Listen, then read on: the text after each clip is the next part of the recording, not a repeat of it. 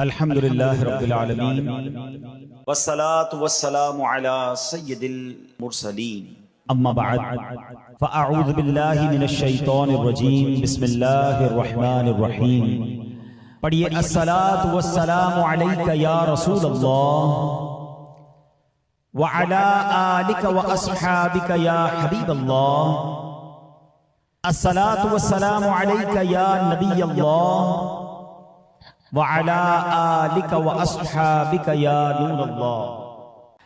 درود پاک پڑھنے کے بے شمار فضائل و برکات ہیں۔ اللہ پاک کے آخری نبی رسول ہاشمی صلی اللہ تعالی علیہ وآلہ وسلم نے نماز کے بعد حمد و ثنا اور درود شریف پڑھنے والے سے فرمایا، دعا مانگ قبول کی جائے گی، سوال کر دیا جائے گا۔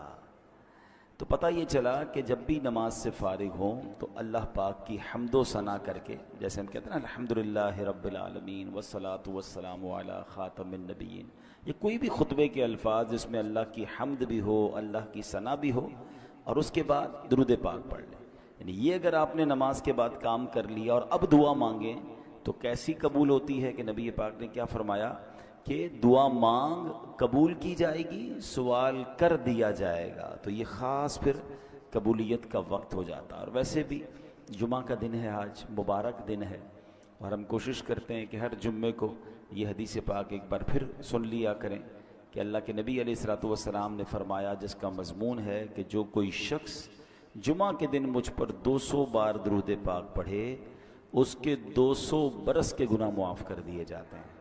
تو خاص درود پاک پڑھنے کا دن ہے، تو کثرت کے ساتھ درود پاک پڑھتے رہا کریں۔ آئیے مل کر محبت کے ساتھ بآواز بلند درود پاک پڑھ لیں۔ صلو علی الحبیب صلی اللہ تعالی علی محمد صلی اللہ علیہ وسلم۔ دعائیں ہوتی ہیں مقبول اس وسیلے سے، خدا کی خاص عنایت درود پاک سے ہے۔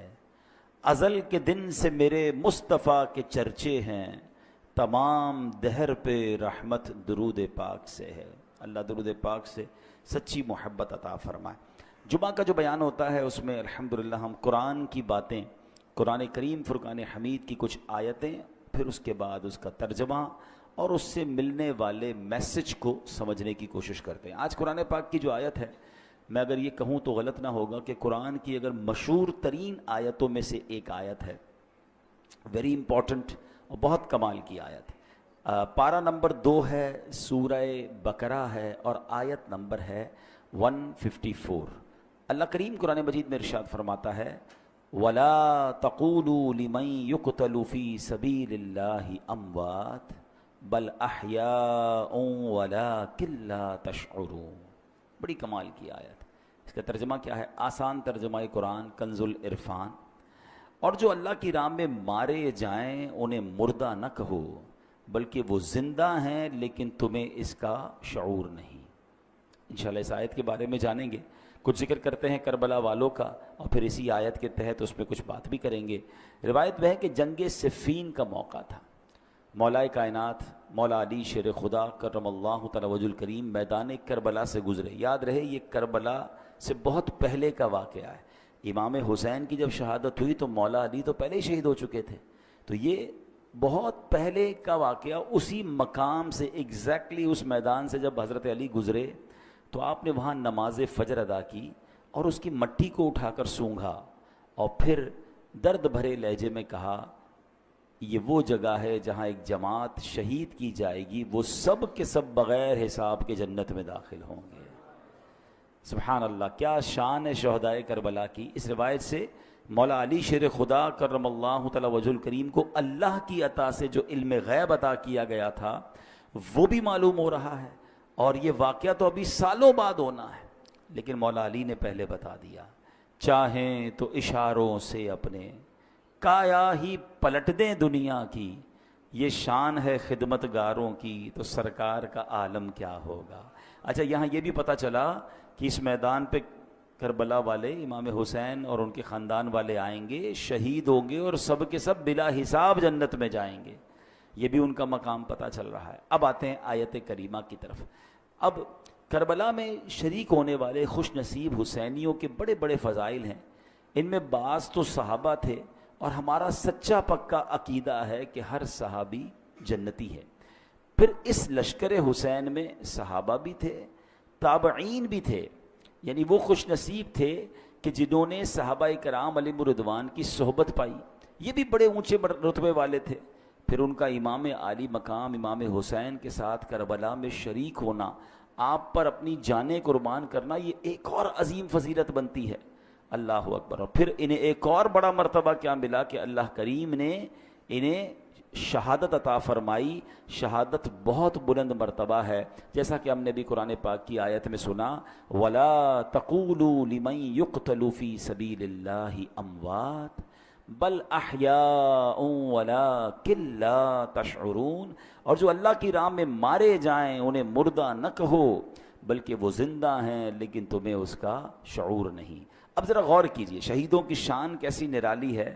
آدمی راہ خدا میں جہاد کرتے ہوئے لڑتے ہوئے مارا گیا، وفات ہو گئی، سر کٹ گیا، روح بدن سے نکل گئی، اسے کفن پہنایا، اس کی نماز جنازہ پڑھی، قبر میں اتارا، ظاہری آنکھیں دیکھ رہی ہیں کہ جناب آدمی کا انتقال ہو گیا ہے، مگر قرآن کیا کہہ رہا ہے؟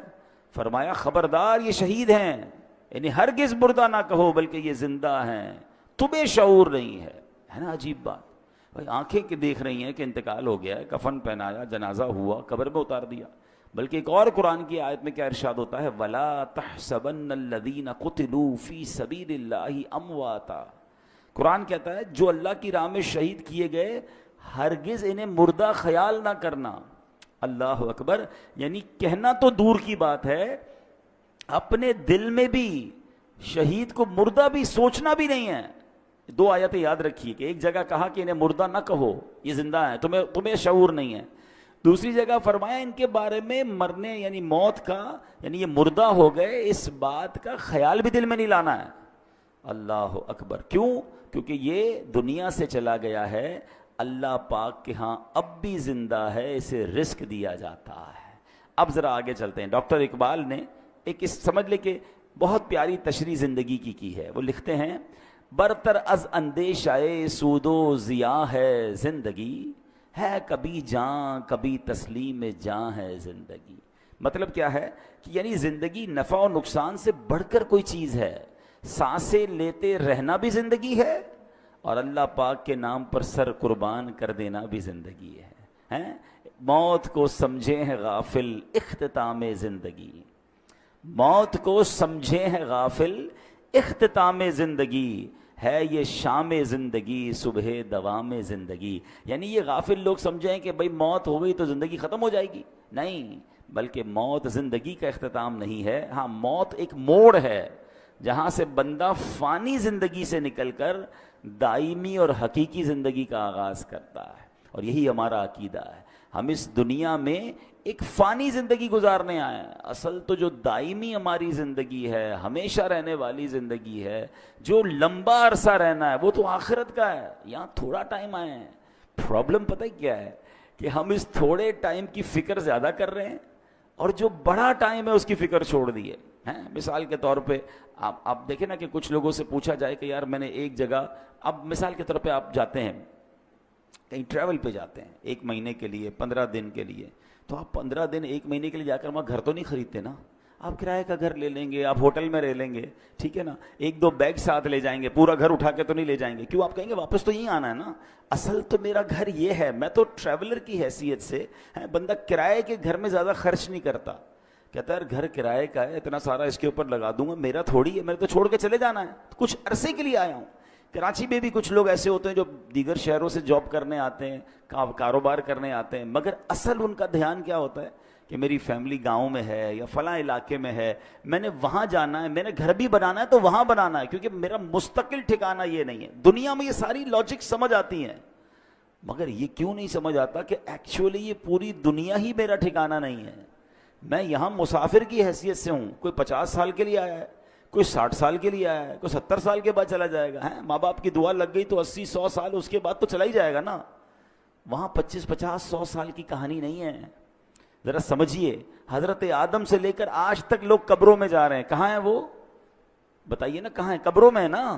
ہزاروں سال ہو گئے، ہزاروں سال سے قبر میں ہے کوئی بندہ، تو بتاؤ دنیا میں تو 60-70 سال رہا، قبر میں ہزاروں سال سے ہے، تو اس کا مطلب بڑا ٹھکانہ تو قبر تھا.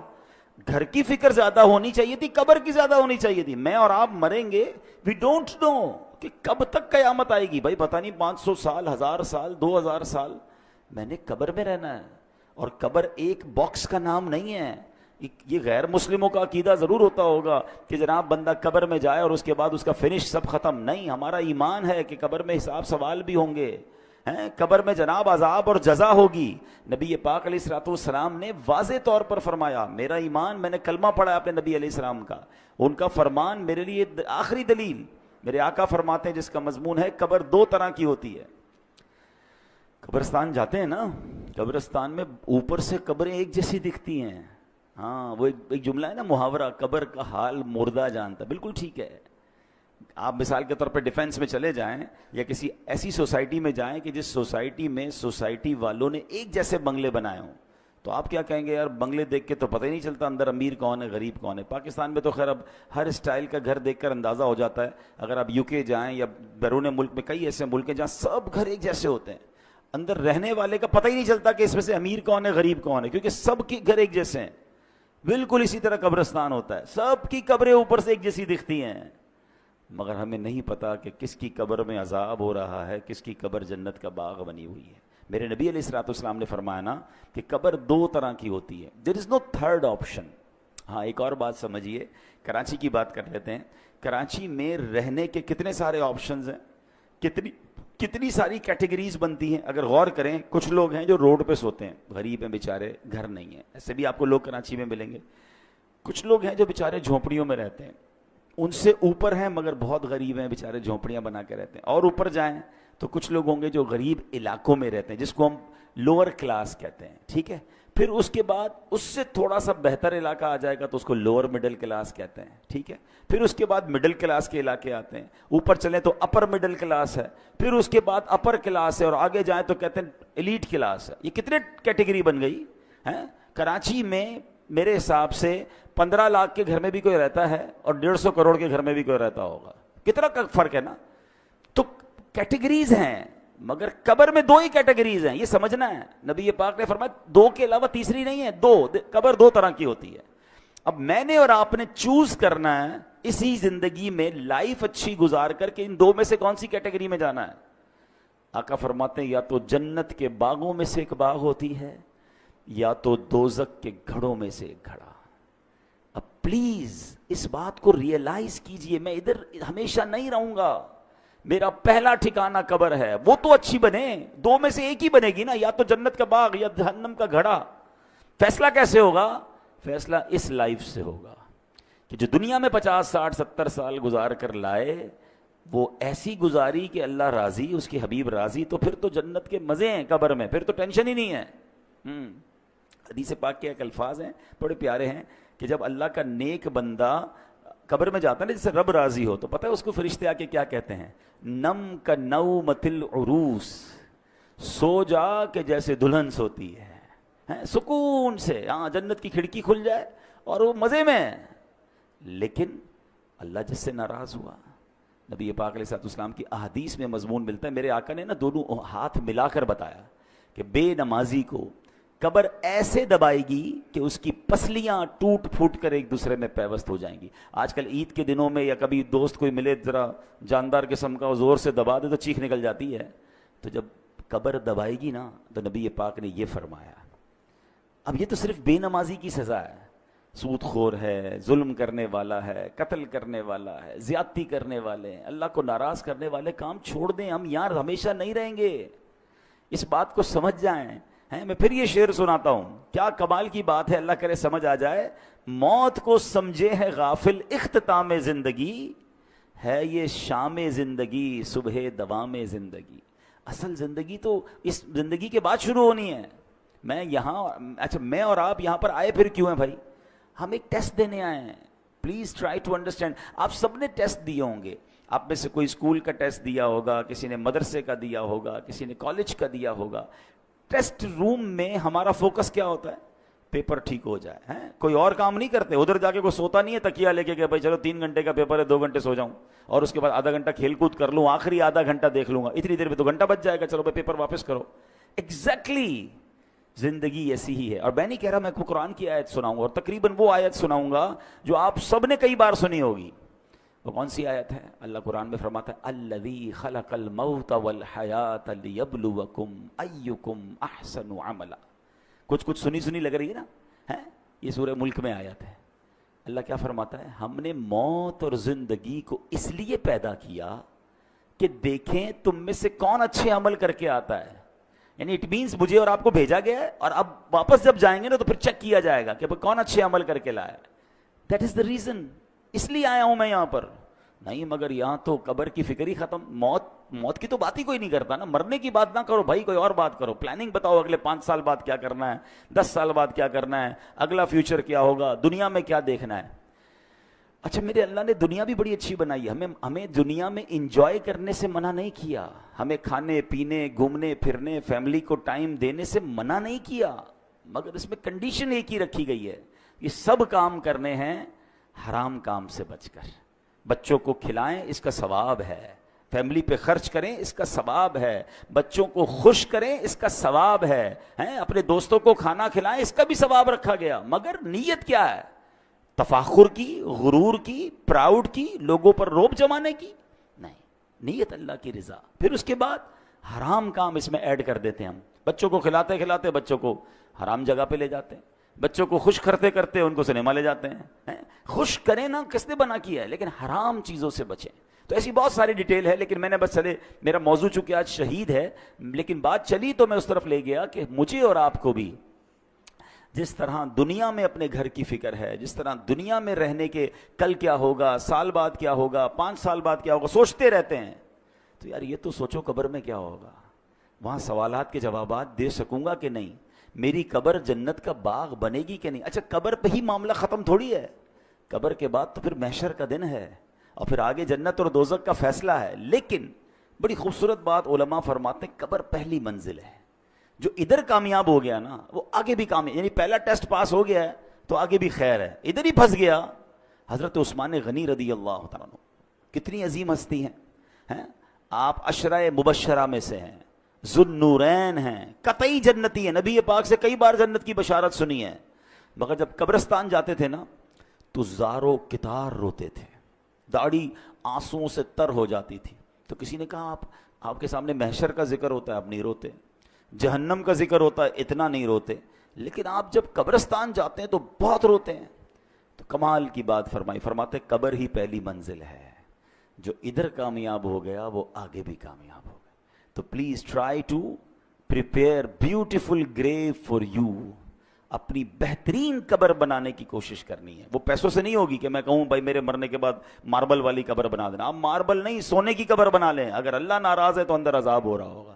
باہر کا قبر کا کوئی کمال نہیں ہے, اندر کی کہانی اور ہے. اللہ کرے یہ بات مجھے بھی سمجھ آ جائے, یہ بات آپ کو بھی سمجھ آ جائے. اب امام حسین رضی اللہ تعالیٰ عنہ کی بات چل رہی ہے, شہیدوں کی بات چل رہی ہے. حضرت زید بن ارقم رضی اللہ تعالیٰ عنہ, شہید زندہ ہوتا ہے نا. اب ذرا سنیے گا واقعہ, میں امام حسین کا واقعہ سنانے لگا ہوں. صحابی رسول ہیں حضرت زید بن ارقم, کہتے ہیں جب یزیدی لشکر نے ظلم پہ ظلم ڈھایا کہ امام عالی مقام کے سر انور کو معاذ اللہ جب نیزے پر اٹھا لیا گیا, شہید کر کے سر مبارک کو معاذ اللہ کٹ کر کے اب نیزے پر اٹھا کر اسے گلی گلی لیے پھرتے تھے. اللہ اکبر. وہ سمجھتے تھے کہ ہم ان کو معاذ اللہ ان کی عزت ختم کر رہے ہیں, بلکہ یہ نیزے پر سر مبارک کو لے کر گھومنا بھی ان کی عزتوں کو بڑھا رہا تھا. کیا خوبصورت بات شاعر لکھتے ہیں نا, سر شہیدان محبت کے ہیں نیزوں پر بلند, اور اونچی کی خدا نے قدر و شان اہل بیت. تو وہ کہتے ہیں کہ جب میں نے دیکھا کہ امام حسین کے سر کو لے جایا جا رہا ہے تو میں اپنے مکان کے اوپر والے حصے میں تھا, بالا خانے میں تھا. تو بدبخت یزیدی جب حضرت امام حسین کے سر انور کو لے کر جا رہے تھے نا, تو میں نے امام حسین کے منہ مبارک سے یعنی سر سے تلاوت کی آواز سنی اور آپ یہ آیت پڑھ رہے تھے سورہ کہف کی، ام حسبت ان اصحاب الکہف ام حسبت ان اصحاب الکہف والرقیم کانوا من آیاتنا عجبا، کیا تمہیں معلوم ہوا کہ پہاڑی، غار اور جنگل کے کنارے والے وہ ہماری نشانیوں میں سے ایک عجیب نشانی تھے۔ اللہ اکبر، عبادت ہو تو ایسی ہو، تلاوت ہو تو ایسی ہو، سرے شبیر تو نیزے پہ بھی قرآن سناتا ہے۔ یہاں امام حسین کے چاہنے والوں کو ایک میسج بھی ہے کہ میرے امام تو تلوار پر، نیزے پر بھی قرآن پڑھتے تھے، اور آج پنجتن کے غلام کہلانے والوں کو کیا قرآن پڑھنا آتا ہے؟ اور پھر آتا ہے تو پڑھتے کتنا ہے؟ ایسا نہ کریں۔ حسینی طریقہ یہ ہے کہ ہم روز جو ہے قرآن پاک کی تلاوت کریں۔ عرب کے کسی عقل مند نے بڑی پیاری بات کہی، لکھتا ہے ان الناس یعیشون و یموتون لیکن الشہداء یعیشون و یعیشون، کہتے ہیں انسان جیتے رہتے ہیں پھر مر جاتے ہیں، مگر شہید جیتے ہیں پھر شہید ہو کر ہمیشہ کی زندگی کو پا لیتے ہیں۔ تو شہیدوں کا مرتبہ تو بڑے کمال کے ہیں۔ اللہ اکبر۔ علماء کہتے ہیں کہ شہید کیوں کہا جاتا ہے، لفظ شہید کیوں کہا جاتا ہے، تو کہا کیونکہ شہید زندہ ہوتا ہے اور اس کی روح ہمیشہ حاضر رہتی، کیونکہ شہید کے جو لفظی معنی ہے نا وہ ہے حاضر کے، ٹھیک ہے، حاضر، موجود، گواہ، یہ شہید کے ایگزیکٹلی معنی ہے۔ تو جو اللہ کی راہ میں شہید ہوتے ہیں ان کو شہید کیوں کہتے ہیں؟ فرمایا کہ شہید تو زندہ ہوتا ہے، اس کی روح ہمیشہ حاضر ہی رہتی ہے، لہٰذا اسے شہید کہا جاتا ہے۔ ایک وجہ فرمائی کہ اللہ پاک اور فرشتے اس کے جنتی ہونے کے گواہ ہو جاتے ہیں، اس لیے اس کو شہید کہا جاتا ہے۔ جیسے اس کی روح نکلتی ہے، جنتی انعامات دیکھ لیتی ہے، یہ روح نکلتے وقت صرف رحمت کے فرشتوں کو دیکھتا ہے، عذاب کے فرشتوں کو نہیں دیکھتا، اور شہید کے لیے فرشتے اس کے اچھے خاتمے کے گواہ ہوتے ہیں، اس لیے اس کو شہید کہا جاتا ہے۔ اللہ اکبر۔ مفتی احمد یار خان نعیمی رحمۃ اللہ تعالی علیہ نے اس کی بڑی پیاری وجہ لکھی، وہ فرماتے ہیں دیگر مسلمان قیامت کے دن حساب کتاب سے فارغ ہو کر جنت میں پہنچیں گے، اس سے پہلے ان کی قبر میں جنت کی ایک کھڑکی کھولی جاتی ہے، مگر شہید وہ خوش بخت ہے کہ روح نکلتے ہی وہ ڈائریکٹ جنت میں پہنچ جاتا ہے، وہاں کی سیر بھی کرتا ہے، وہاں کے رزق بھی کھاتا ہے۔ تو یہ مرتبہ ہوتا ہے شہید کا۔ اور شہید سے اللہ کریم جب قیامت کے دن پوچھے گا نا کہ اور تمہیں کچھ چاہیے، تو کہیں گے یا اللہ تو نے جنت کی سیر کی اجازت دی ہے، ہم جنت کے نعمتیں کھاتے ہیں، اور کیا چاہیے؟ اور کچھ چاہیے۔ جب 3 بار سوال ہوگا، اللہ اکبر، تو پھر شہید کہے گا کہ یا اللہ مجھے واپس بھیج دے، میں پھر تیری راہ میں شہید ہونا چاہتا ہوں۔ شہادت کا مرتبہ اور اس کا لطف اور اس کا مزہ یہ ہے کہ بندہ پھر شہید ہونا چاہتا ہے۔ تو یہ ہے شہیدوں کا مرتبہ اور کمال۔ اے میرے پیارے اسلامی بھائیوں، اب نبی پاک علیہ الصلوۃ والسلام ایک بار منبر پر خطبہ ارشاد فرما رہے تھے۔ ایک صحابی حاضر ہوئے، یا رسول اللہ صلی اللہ علیہ وسلم، اگر میں ثواب کی امید پر راہ خدا میں لڑوں، بہادری بھی دکھاؤں، پیٹھ پھیر کر نہ بھاگوں، آخر شہید ہو جاؤں، تو کیا میرے سارے گناہ بخش دیے جائیں گے؟ فرمایا ہاں، تمہارے سارے گناہ بخش دیے جائیں گے، مگر قرض کی معافی نہیں ہوگی۔ ابھی تک تو ہم شہید کا مرتبہ سن رہے ہیں نا، مگر اب ذرا یہ بات غور سے سنیے۔ نبی پاک ایک حدیث میں میرا آقا نے فرمایا اول ما یحراق من دم الشہید یغفر له ذنبه كله الا الدین۔ آقا فرماتے ہیں شہید کے خون کا پہلا قطرہ گرتے ہی اس کے سب گناہ بخش دیے جائیں گے، ہاں قرض معاف نہیں ہوتا۔ نبی پاک علیہ الصلوۃ والسلام کا یہ معمول تھا کہ جب جنازہ آتا نا تو آپ پوچھتے تھے کہ اس پر کوئی قرض تو نہیں ہے، اور جب قرض ہوتا تو آقا فرماتے میں جنازہ نہیں پڑھاؤں گا، یا فرماتے کہ کوئی قرض کا ضامن بن جائے پھر میں جنازہ پڑھاؤں گا۔ حالانکہ جس کے اوپر قرض ہو، اس کا انتقال ہو، اس کا جنازہ پڑھنا جائز ہے، مگر نبی پاک علیہ الصلوۃ والسلام اس کی اہمیت بیان کرنے کے لیے فرمایا کرتے تھے۔ تو نبی پاک نے ایک بار فرمایا، ایک جنازہ لایا گیا نا، حضرت انس بیان کرتے ہیں کہ نبی پاک علیہ الصلوۃ والسلام کی بارگاہ میں ایک جنازہ لایا گیا، تو پیارے آقا نے پوچھا کہ اس پر کوئی قرض ہے؟ لوگوں نے عرض کی جی ہاں یا رسول اللہ، اس پر قرض ہے۔ ارشاد فرمایا ایسے آدمی پر میرا جنازہ پڑھنا کیا فائدہ دے گا جس کی روح قرض کے بدلے اس کی قبر میں گروی رکھی ہوئی ہے، گروی رکھی ہوئی ہو اور آسمان کی طرف بلند نہ ہو۔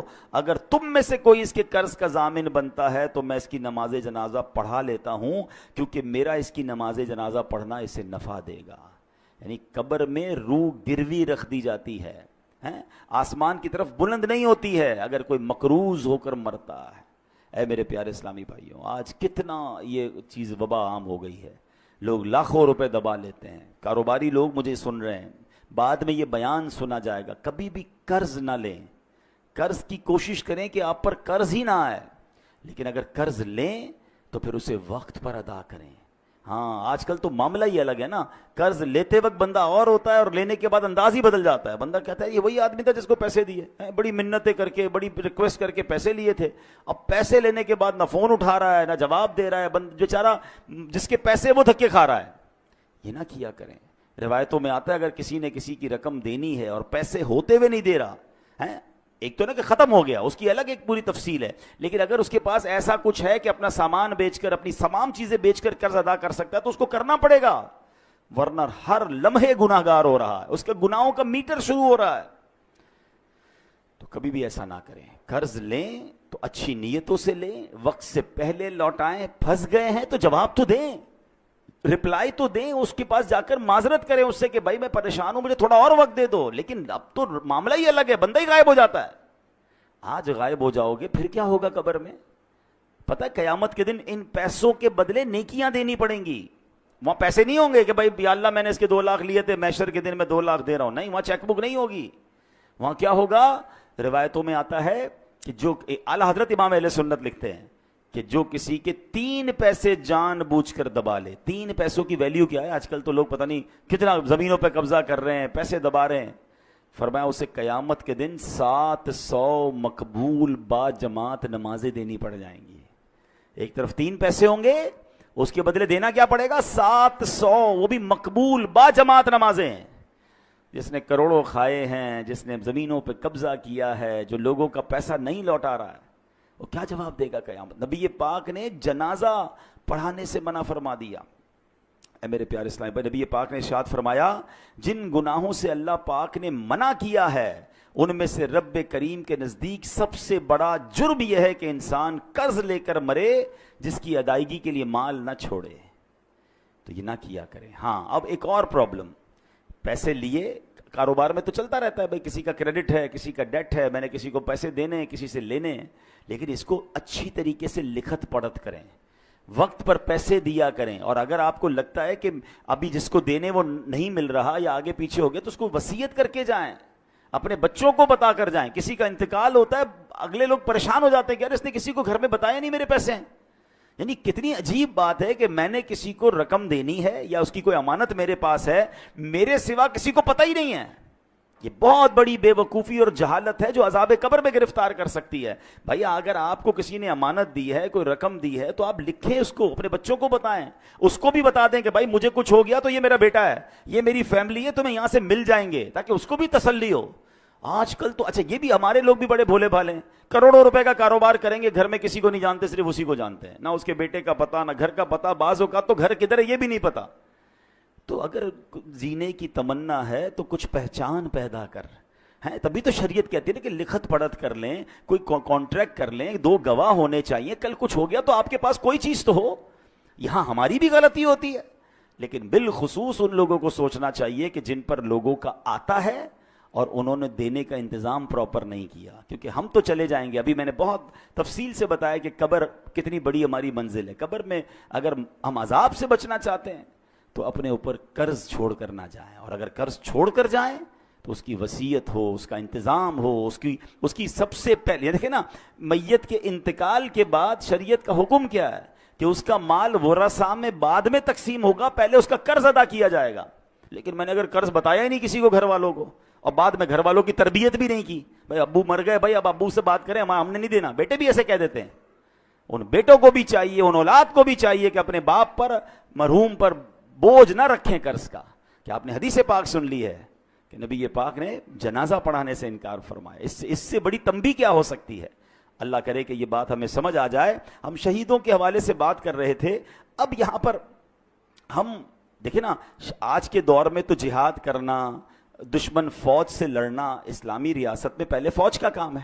تو اللہ پاک ہمارے ان فوجی جوانوں کو سلامت رکھے جو ہماری سرحدوں کی حفاظت کرتے ہیں اور اللہ کی راہ میں شہید ہوتے ہیں۔ لیکن ہم کیسے شہید کا رتبہ پائیں؟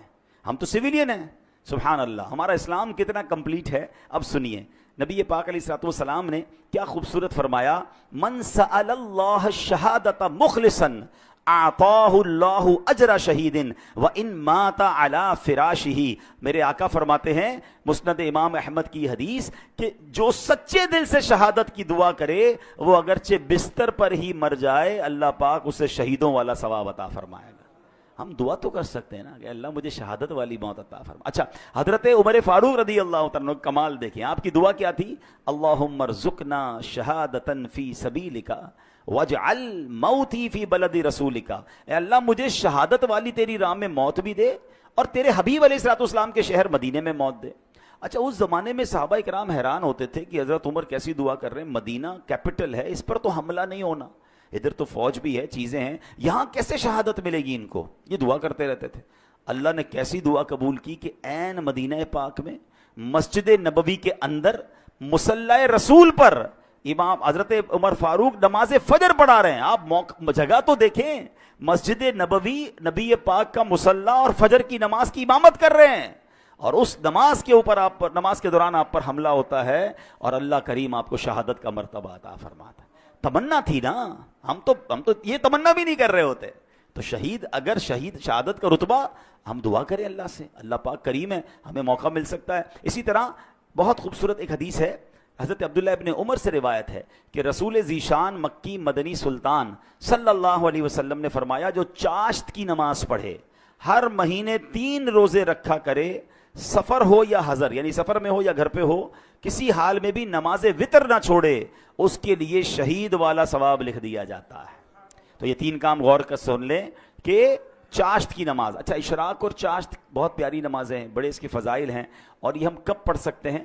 جب فجر کا وقت ختم ہوتا ہے نا، آپ ٹائم ٹیبل پہ دیکھ سکتے ہیں، اس کے 20 منٹ گزرنے کے بعد آپ اشراق اور چاشت کے نوافل پڑھ سکتے ہیں. اس کے کم از کم 2 رکعتیں پڑھ لیں، زیادہ بھی پڑھ سکتے ہیں. اور سبحان اللہ اشراق و چاشت کی بڑی فضیلتیں ہیں. اور پھر یہ جو ہر مہینے 3 روزے رکھنے ہیں، اس میں اچھا یہ ہے کہ ایام 20 کے روزے رکھ لیے جائیں. ہر اسلامی تاریخ کی 13، 14، 15 تاریخ کو ایام 20 کہا جاتا ہے.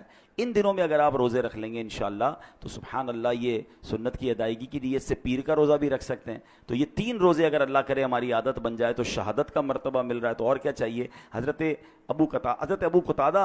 ابو قتادہ انصاری رضی اللہ تعالیٰ عنہ فرماتے ہیں نبی پاک علیہ الصلوۃ والسلام سے ہر پیر کے روزے کے بارے میں عرض کیا گیا کہ حضور آپ پیر کا روزہ رکھا کرتے ہیں، تو ارشاد فرمایا اسی دن میری ولادت ہوئی اور اسی دن مجھ پر وحی نازل ہوئی تھی.